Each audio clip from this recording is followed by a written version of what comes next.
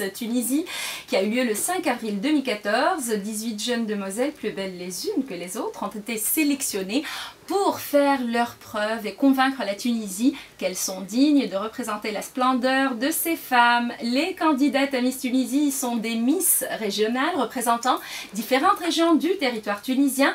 Une soirée sous le signe de la beauté sous toutes ses formes, et la tâche n'était pas vraiment simple pour le jury de cette édition présidé par Fathi Hadewi. Une soirée tout en paillettes qui a pris fin avec le couronnement de Wahiba Arès, sacrée Miss Tunisie 2014.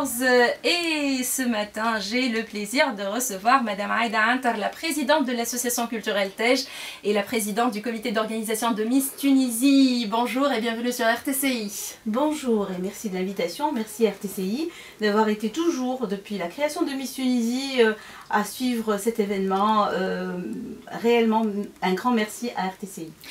Également, ce matin, avec moi, Miss Tunisie, Miss Monde Tunisie, Wahiba Arès. Bonjour. Bonjour. Et aussi la deuxième dauphine, Miss Méditerranée, Intisar Kharaz, Miss Nebel. Bonjour. Bonjour à TCI. Alors, une première question s'impose. Hein. Vos impressions, votre impression sur la soirée du samedi. Comment s'est déroulée la soirée de clôture? En fait, la soirée de clôture, c'est comme toute soirée de fin d'études, on va dire, de fin d'école. L'obtention des diplômes. Voilà, c'est l'obtention des diplômes, effectivement.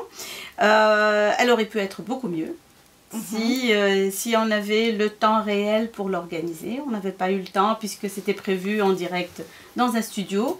Et à la dernière minute, on nous a averti qu'il n'y avait pas de studio.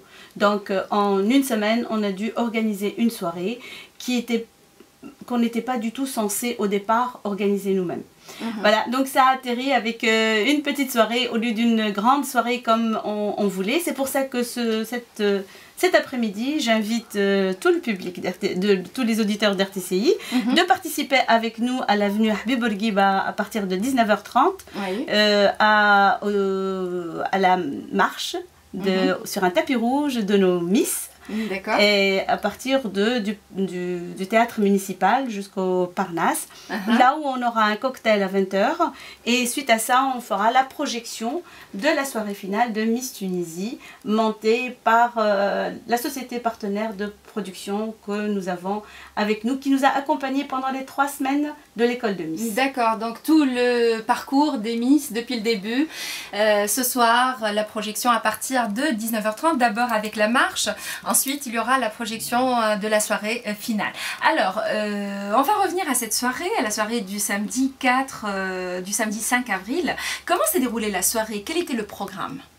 Le programme, au départ, c'était l'ouverture du programme avec la fameuse chanson de Happy, où les 18 candidates représentaient les différentes professions des femmes, enfin, certaines des différentes professions des femmes, avec des tenues, soit sportives, soit de businesswoman, soit d'ingénieur, soit d'architecte, soit de pilote, soit de mécanicien d'avion, soit un peu tout ça.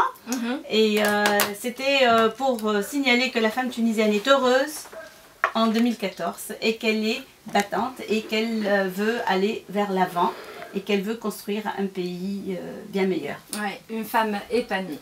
Alors, également, il y avait des tableaux. Vous avez organisé, comment vous avez géré la présentation des tableaux? D'abord, qui a programmé ces tableaux? Au fait, c'est l'association qui avait programmé ces tableaux, donc ça c'est l'ouverture. La deuxième ouverture, le premier tableau c'était avec un traditionnel, donc toujours la femme tunisienne attachée à ses racines, à ses origines. Et c'était la Jebba avec Siwar Beji, le palais de l'artisan. C'était magnifique avec des couleurs pastel, des très jolies couleurs, donc un bouquet de fleurs qui représente la femme tunisienne. Oui. Suite à ça, il y avait la robe du soir où avec Tara Jarman, où on annonçait les 10 finalistes suite au vote du public. C'est-à-dire que le public avait voté depuis le 3 mars jusqu'au 5 avril en faveur de candidates et les premières sélectionnées, c'est-à-dire parmi les 10 premières, elles étaient prêtes à aller vers le jury pour choisir 5 d'entre elles et pour finir avec un classement première, deuxième, troisième. Oui, justement, j'allais vous poser la question suivante par rapport au vote. Comment s'est déroulé le vote? En combien d'étapes? Donc en 2 étapes, la première c'est le vote du public. La deuxième étape c'était le jury pour choisir des 10, 5. Oui. Et la troisième et dernière étape, c'était le couronnement, et c'était toujours le jury, toujours en présence de Maître Bouzidi qui était là dès le départ, pour suivre le bon déroulement. Déjà pour arrêter le vote du public, pour donner le top, et c'était le président du jury qui avait donné le top, donc sous la surveillance de monsieur le vice-notaire. Et tout de suite après, le passage des 10 candidates devant le jury était aussi suivi par le président du jury et par Maître Bouzidi pour avoir des notes du jury. Ces notes-là ont été calculées, donc sous la somme de chacune de ces notes a donné faveur aux 5 premières qui devaient passer à la dernière étape, donc de choisir parmi les 5 le classement. Et quels étaient les critères selon lesquels le jury a voté? En fait, ça fait déjà depuis 3 semaines sur internet et sur la chaîne de télé et sur donc on diffusait un petit peu tous les profils de nos candidates. Donc, et avec la revue de Miss Tunisie aussi, le jury aussi connaissait un peu les candidats. Je dis bien un peu parce que pour connaître réellement quelqu'un, il faut le côtoyer. Il faut vivre avec. Bien sûr. Bien sûr. Mais cette année, on a choisi un jury qui est complètement, pratiquement à 75% étranger. Pourquoi ce choix? J'allais vous poser d'ailleurs la question. La vérité, parce que quand on nomme un jury, on nous prend. Il y a beaucoup de gens qui ne prennent pas la chose au sérieux et qui s'engagent au départ et qui se désistent après. D'accord. Ils se désistent même pas, ils s'absentent. On va dire qu'ils s'absentent carrément. Vous avez donc lancé des invitations pour des Tunisiens? Tout à fait. D'accord. Alors, il y avait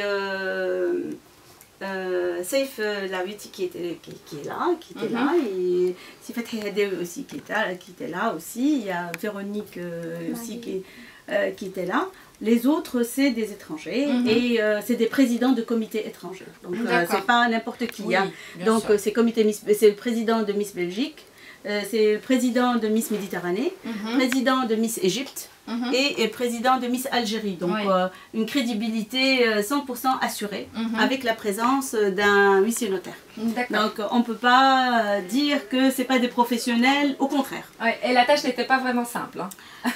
J'ai toujours dit depuis le départ que ces 18 candidates, ces 18 Miss sont toutes Miss Tunisie.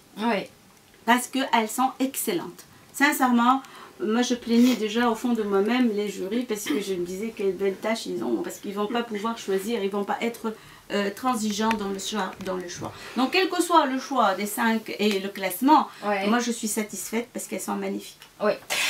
D'ailleurs, justement, par rapport au choix, les prétendantes au titre de Miss Tunisie sont toutes sublimes et répondent toutes aux critères de sélection.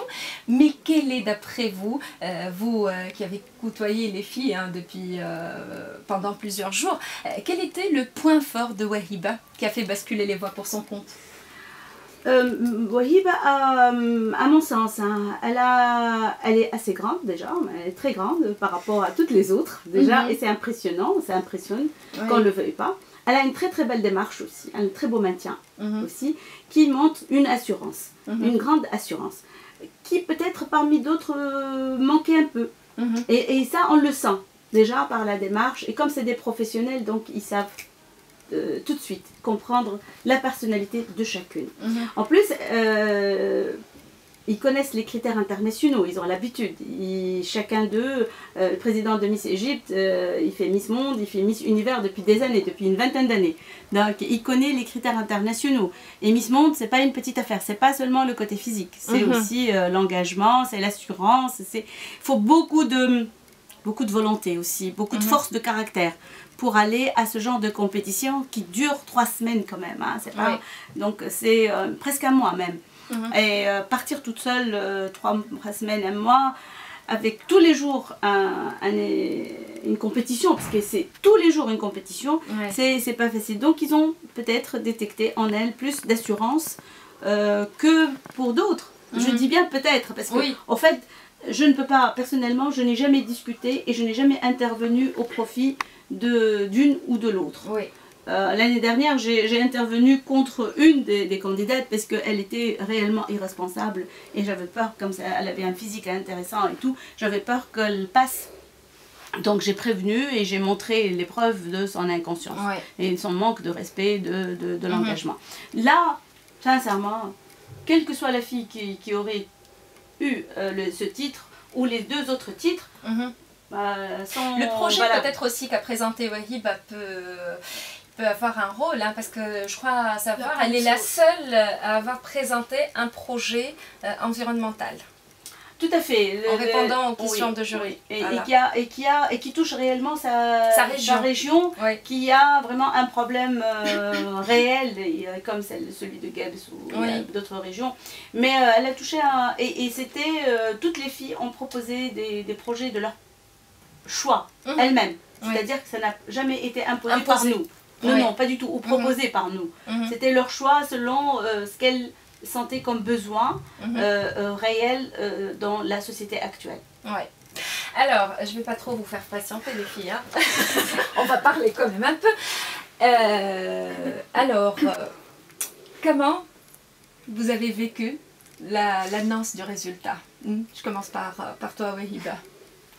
Bon, merci pour l'invitation tout d'abord. Je t'en prie. C'était magnifique. Nous étions très excités pour connaître plutôt qui est celle qui va être couronnée. Donc c'était des moments très... je peux pas même imaginer. C'était trop fort. Oui. Pour toi, Intissa. Merci pour l'invitation, c'était avec beaucoup de suspense. Et, je suis élue deuxième dauphine, j'étais trop contente. Bien sûr, j'étais trop fière de moi-même. Et voilà, je suis trop contente pour Wahiba, elle mérite. Ouais. Je voudrais remonter un peu le temps avec vous. Comment vous est venue l'idée de vous présenter? Pour toi, Wahiba? Bon, Miss Tunisie, pour moi, c'était un rêve depuis longtemps. Bon, j'avais des études d'abord pour finir mon baccalauréat. Ton bac. Oui, voilà, c'est bac. plus facile. Oui. Donc, lors que j'ai eu le résultat de bac, j'ai venu à Tunis pour étudier anglais appliqué de communication à Bourguiba School. Tout simplement, j'ai pensé à Miss Tunisie, donc voilà, j'ai participé, tout est... Pour toi, Intissar? Bon, franchement, j'ai vu la vidéo de Hiba Kalmoudi, Miss Tunisie 2014. 2013. 2013. Oui, au fond, c'est Hiba et puis... Non, Hiba. Et après, c'est Hiba. Oui. Alors, l'année prochaine, ce sera... Je sais pas. Ouais, Hiba. Ouais, Hiba. Et elle m'a encouragée, j'ai participé, j'ai fait le premier casting, le deuxième. Et j'ai fait le test psychotechnique, le test anglais, culture générale. Et puis j'ai passé 3 semaines stage bloqué, c'était super. J'ai connu des 18 filles des Miss en or et c'était génial. Ouais. Par moment, est-ce que tu as eu des doutes par rapport à ta participation et tes chances de gagner? La plupart du temps, non. D'accord. J'étais sûre de moi, j'étais sûre de moi que j'ai une grande possibilité d'avoir le titre. Et qu'est-ce qui t'a fait penser tu étais trop confiante Oui, il faut être confiante quand même. Sinon, il ne faut pas participer. Ouais. Lors de la soirée de l'élection, quel était le moment le plus difficile pour toi, Intissar? En fait, j'étais enrhumée le jour de soirée. Donc, j'avais quelques difficultés en parlant. Parce que j'avais ni voix ni rien. Mais bon, après tout, c'était agréable. Pas de difficultés particulières. Voilà. Voilà. Peut-être au moment où la robe, il y a eu un problème avec sa robe. Oui, la robe, la fameuse robe. Bon, il y a eu un préparé, je ne sais plus ce que c'était la fermeture éclair, je crois, qui ne se fermait pas ou qui est complètement bousillée. Et ils ont dû la recoudre sur elle. Donc, voilà, je crois que c'était un moment où, personnellement, j'étais folle d'inquiétude et de rage, parce que ça devenait long et là, c'est... Oui. Mais bon. C'est ça, c'est les conditions du direct et puis il faut avoir ces belles surprises, on va dire, hein, ces surprises pour se rappeler et ça reste toujours justement un bon souvenir après ce concours, après la fin de ce concours. Qu'est-ce qui vous a le plus marqué et qu'est-ce qui va le plus vous manquer, toutes les deux?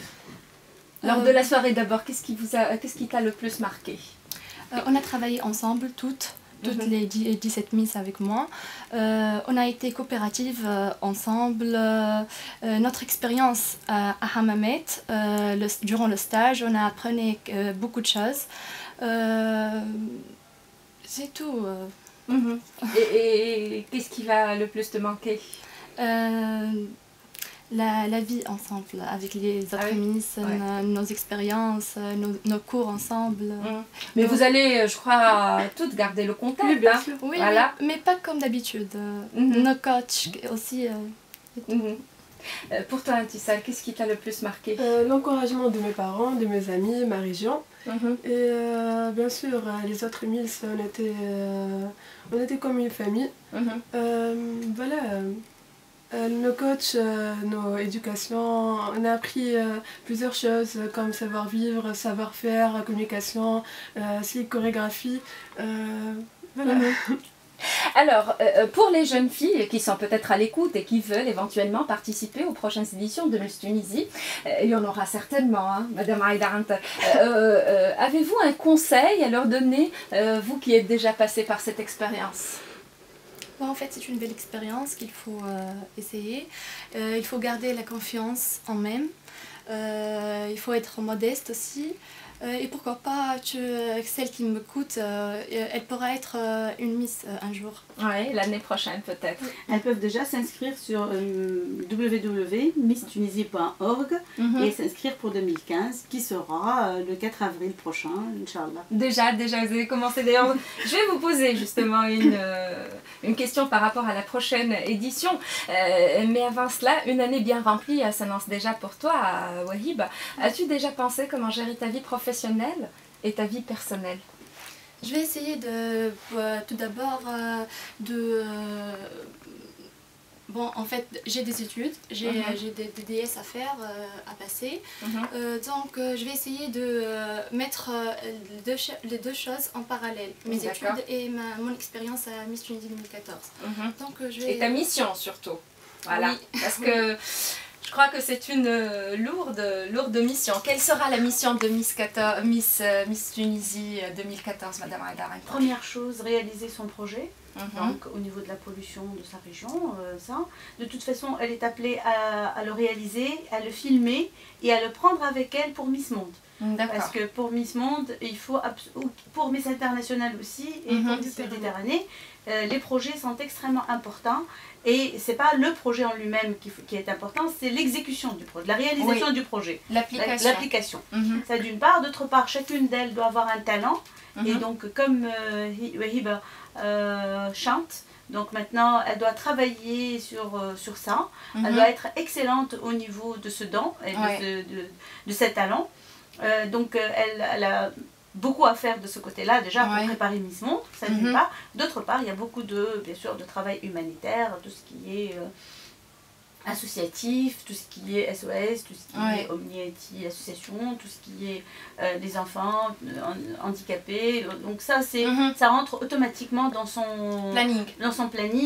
Bien sûr, tout ce qui est autres associations comme les Winner Wheel, comme toutes les Lions Club, tout ça, toutes les invitations qui sont déjà justement, là. Madame Aïda, est-ce que tout au long de cette année, jusqu'aux prochaines élections de Miss 2015, vous allez travailler en étroite collaboration avec Wahib, parce que vous avez déjà établi un programme, ou on va dire un pré-programme pour ces apparitions, ces actions. Tout à fait. D'ailleurs, comme je vous ai dit, déjà aujourd'hui, il y a une action. Il y a déjà, pour toute cette semaine et la semaine prochaine, il y a tous les contacts avec les médias.